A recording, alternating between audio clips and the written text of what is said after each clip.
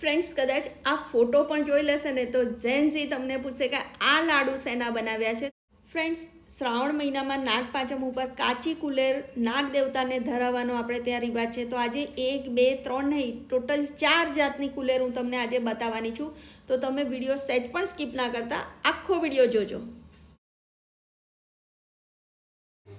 Friends, સૌથી પહેલાં આપણે જોઈશે ઘી, ગોળ, કાચું દૂધ છે અને આ છે ઇલાયચી પાવડર, સૂંઠનો પાવડર અને થોડુંક જાયફળનો પાવડર.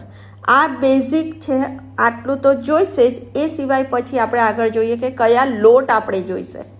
તો ફ્રેન્ડ્સ, એના માટે એક બાઉલમાં તમારે 1/4 કપ એટલે કે પા કપ તમારે ઘી લેવાનું છે અને એની સાથે અડધાથી પોણો કપ જેટલો ગોળ લેવાનો છે.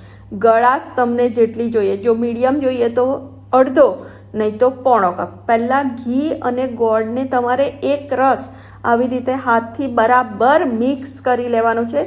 સહેજ પણ અંદર ગાંગડા ના રહેવા જોઈએ. ફ્રેન્ડ્સ, આ કુલેર એટલી સરસ બનશે અને તમે જુઓ કે ધાર્મિક રીતે ઘણા લોકો નાગ પાંચમ કરતા હોય છે ને એ દિવસે આ કાચી કુલેરનો પ્રસાદ ધરાવવામાં આવતો હોય છે. તો બસ એ જ કાચી કુલેરની હું પરફેક્ટ રેસીપી લઈને આવી છું. હવે આના 3 ભાગ પાડીશું. જે આપણે ઘી ગોળનું મિશ્રણ કર્યું ને એના 3 ભાગ પાડીશું.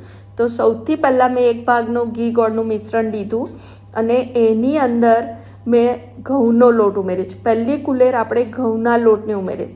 જ્યારે તમે ઘી અને ગોળનું મિશ્રણ કરો ને એમાં જ પેલું તમારે ઇલાયચી પાવડર ને એ બધું નાખી દેવાનું. પછી જોઈએ તો તમારે 1 થી 2 ચમચી જ દૂધ ઉમેરવાનું છે. એનાથી વધારે આ કુલેરમાં દૂધ ઉમેરવાનું નથી. અને જ્યારે તમે દૂધ ગરમ કરો એ પહેલાં કાચું દૂધ કાઢી લેવાનું, કારણ કે આપણે પ્રસાદ માટે બનાવી રહ્યા છે અને કાચી કુલેરમાં દૂધ પણ કાચું જ વપરાય છે. હવે તમને જે સાઇઝની કુલેર જોઈએ એ સાઇઝની તમે બનાવે. આ મેં 1 બાઇટ બનાવી છે અને હું ઓલવેઝ કહું કે મને અડધી તોડીને નહીં, તમે જે પણ વ્યક્તિ લે તો એક કુલેર તો એ ખાઈ શકે, એટલે 1 બાઇટ કુલેર આપણે બનાવવાના છે. અને જે મેં મિશ્રણ રેડી કર્યું હતું ને એમાંથી 5 કુલેર રેડી થઈ ગઈ છે. બસ હવે પહેલો ભાગ પૂરો થયો. હવે આપણે બીજો પાર્ટ લઈશું. આપણું જે ઘી, ગોળ, ઇલાયચી પાવડર, જાયફળ અને સૂંઠના પાવડરનું મિશ્રણ છે એનો પાર્ટ 2. હવે એની સાથે આ છે બાજરીના લોટ. તો હવે બીજી કુલેર આપણે બાજરીના લોટની બનાવી. જો તમે એકવાર આ મિશ્રણ રેડી કરી દેશો ને તો પછી તમારે કુલેર બનાવવાની સહેજ પણ વાર નહીં લાગે અને તમને જે લોટની ગમે એ લોટની તમે કુલેર બનાવી શકશો. હવે ફ્રેન્ડ, એમાં પણ જો બાઇન્ડિંગ ના આવે તો તમારે થોડુંક 1-2 ચમચીથી વધારે દૂધ નથી એડ કરવું પડતું. અને આપણું જો એકદમ કેટલો સરસ મિક્સર રેડી થઈ ગયું છે. અંદર સહેજ પણ ગૂંઠલી નથી, ના ગોળમાં કે ના લોટમાં. એકદમ સરસ કુલેર રેડી થઈ ગઈ છે. હવે જુઓ, એના પણ મેં એ જ 1 બાઇટ કુલેર જ મેં બનાવ્યા છે લાડુ. અને તમે ઓલવેઝ તમે એવું માર્ક કરજો કે જો તમે મોટી કુલેર બનાવો પછી એમાંથી પાર્ટ કરો ને તો એ મજા ના આવે. આવી 1 બાઇટ હોય તો જેને પણ ખાવું હોય 1 બાઇટ લઈ શકે.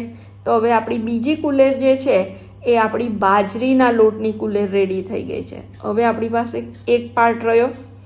તો ત્રીજો પાર્ટ હવે આપણે યુઝ કરીશું અને એમાં આપણે ઉમેરીશું ચોખાનો લોટ. પણ એક વસ્તુ છે ફ્રેન્ડ્સ, ચોખાના લોટમાં છે ને આંખ બિલકુલ ઓછો હોય એટલે એ મિક્સર બીજી 2 કુલેર જેટલું સ્મૂધ નથી થતું.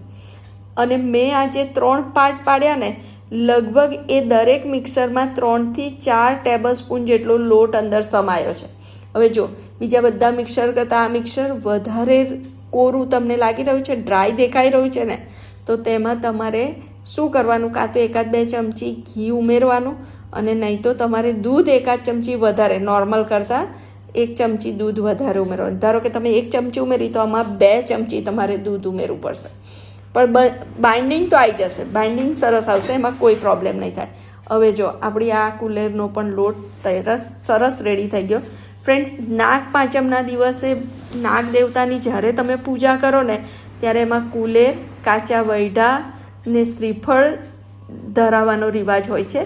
અને એટલે જ મેં આ કુલેર બનાવી છે. કુલેર એટલી પરફેક્ટ રીતે બનાવી છે ને, જો તમે પહેલી વાર પણ કાચી કુલેર બનાવતા હશો ને તો તમારી કુલેર બહુ જ સરસ રેડી થઈ જશે. અને તમે જુઓ, તમને જોઈને પણ લાગે છે કે આ કુલેર પરફેક્ટ જ બની છે અને બહુ જ નાના બાઇટ છે એટલે તમે આરામથી એક કુલેર તો ખાઈ જ શકો. ફ્રેન્ડ્સ, હવે આપણી કુલેર રેડી થઈ ગઈ છે. હવે આ તો મેં એક દિવસ પહેલાં બનાવી, કારણ કે મારે તમને બતાવવાની હતી. એટલે હવે એને આપણે સેટ કરીને ડબ્બામાં ફ્રીજમાં મૂકી દઈશું.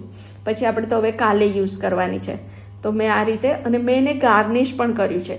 જો તમને ના કરવું હોય તો તમે આવી સિમ્પલ પણ રાખી શકો, પણ આંખોથી પહેલાં જમીએ ને તો મોઢાથી જમવાની મજા આવે.